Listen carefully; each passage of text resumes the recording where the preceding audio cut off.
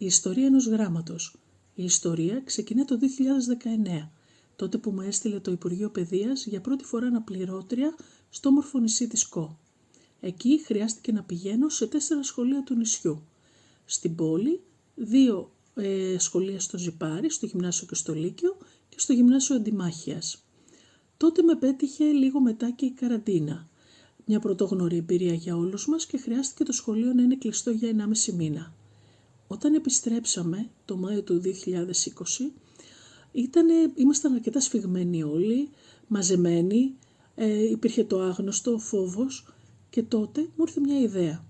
Τι θα λέγαμε στον εαυτό μας 5 χρόνια μετά, πώς είχαμε βιώσει εκείνο τον εγκλεισμό, ποιες ήταν οι παρέες μας, τι κάναμε και πολλά άλλα. Όλα αυτά ζήτησα από μαθητές μου να τα αποτυπώσουν σε ένα χαρτί και να το κλείσουν σε ένα φάκελο.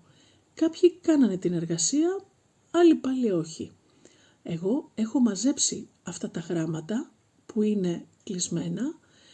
Ταυτόχρονα έγραφα και εγώ ένα γράμμα για τους μαθητές μου, για το κάθε τμήμα ξεχωριστά.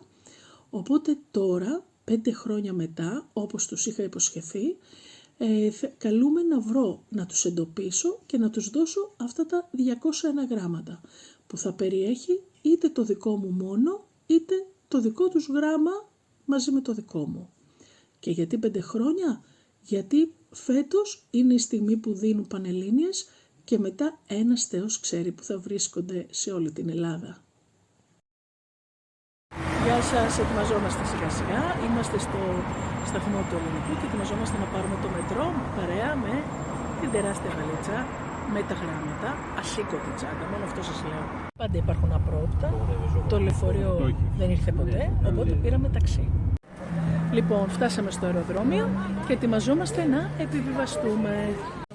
Δεν ξέρουμε αν είναι αυτό το αεροσκάφος, αλλά ναι παιδιά, σαν απότομα δεν βράδιασε. Και ψάχνω να βρω το αμαξάκι της Hertz. Εδώ πέρα ένα σετ μπιζάσπρο μου είπανε. Κοιτάξτε, όλα τα αυτοκίνητα καθαρά, το δικό μου. Κοιτάξτε εδώ πέρα πώς είναι το τζάμι. Λοιπόν, βράδυ έχουμε σταθεί γιατί βρέχει παιδιά, αλλά έχω την καλύτερη παρέα, την Αθανασία με την τούρτα, η οποία έχει γενέθλια. Είναι η ηρωίδα που με φιλοξενεί. Αυτά. Αν δεν ήταν η Αθανασία, εγώ παιδιά θα έπαιζα ακορντεάν στις πλατείες. Μόνο αυτό σας λέω. Τα γράμματα τα πήρα και είμαι έτοιμη να συναντήσω τα πρώτα μου καμάρια στην καφετέρια. Μόλις έφτασα, άραγε θα αναγνωρίσω κανέναν. Για να δούμε. Τι μπορείς να βρεις μέσα στα γράμματα, ανοίγοντας τα γράμματα. Σκονάκι στα γαλλικά. Αυτό. Το βάλα μέσα στα γράμματα. Μέσα στα γράμματα μπορείς να βρεις και κάρτες Pokemon. Και μια κάρτα με πολλή έμπνευση και αγάπη. Εντάξει. Φοβερή κάρτα. Όψ, όχι. Την κλείνουμε. Όχι, ποτέ. Εδώ πέρα έχει πέσει μελέτη και τα παιδιά τα κοιτάνε. Μόλις τελείωσε η πρώτη επικοινωνία με τους μαθητές. Λύκειο Ζιπαρίου.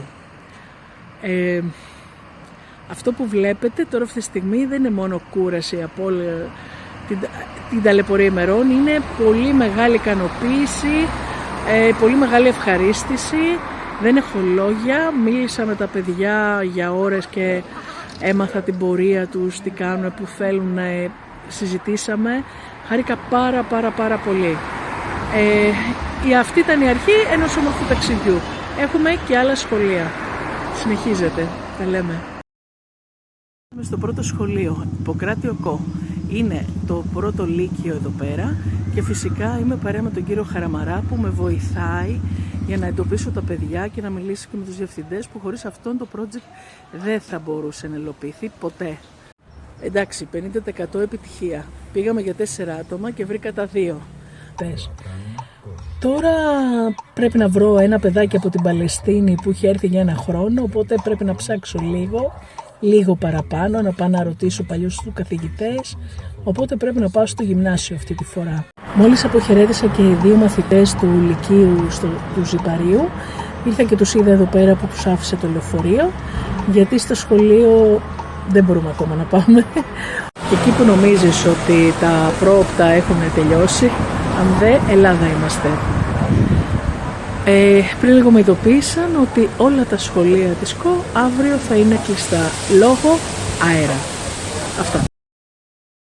Σήμερα ήταν κλειστά τα σχολεία, λέει είπα να εκμεταλλευτώ το χρόνο και πήγα στα Γκούντις το πρωί που δούλευε ένας μαθητής μου και τώρα πηγαίνω στο Πηλί για να συναντήσω 1, 2, 3, δεν ξέρω, από το σχολείο που φάγαμε πόρτα. Λοιπόν, έχω φτάσει, είμαι μόνη προς το παρόν, δεν ξέρω για το μέλλον.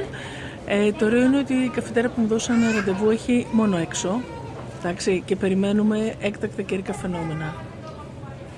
Δεν περιγράφω άλλο. Μία μέρα πριν τελειώσει το ταξίδι μας και σήμερα έχουμε πάρα πολύ δρόμο. Είναι να δούμε περίπου 100 μαθητές. Τα μισά γράμματα ευελπιστώ και ελπίζω να τους συναντήσω και να δοθούν σήμερα.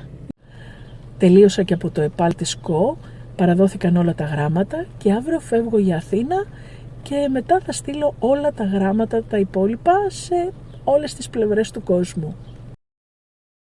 Είναι αρκετά πρωί, σήμερα το πρόγραμμα έχει γέλα αντιμάχειας και μετά αμέσως πρωινή πτήση από το αεροδρόμιο της ΚΟ, αλλά πριν πηγαίνοντας για αντιμάχεια μου στείλανε μήνυμα τώρα να σταματήσω σε ένα καφέ που θα με περιμένουν μαθητές από το Λύκειο εκείνο που είχαμε φάει πόρτα, θυμάστε, από εκεί. Μόλις τελείωσα και από αντιμάχεια και ετοιμάζομαι για την πτήση. Άφησα το αυτοκίνητο στο πάρκινγκ και πάμε για το check-in. Ένα ταξίδι φτάνει προς το τέλος του. Ή μήπως όχι. Πηγαίνουμε για την πύλη μας, ένα ακόμα ταξίδι σε λίγο θα ξεκινήσουμε και ελπίζω, όπως είπα και στους μαθητές μου, να κάνουν πάρα πολλά ταξίδια.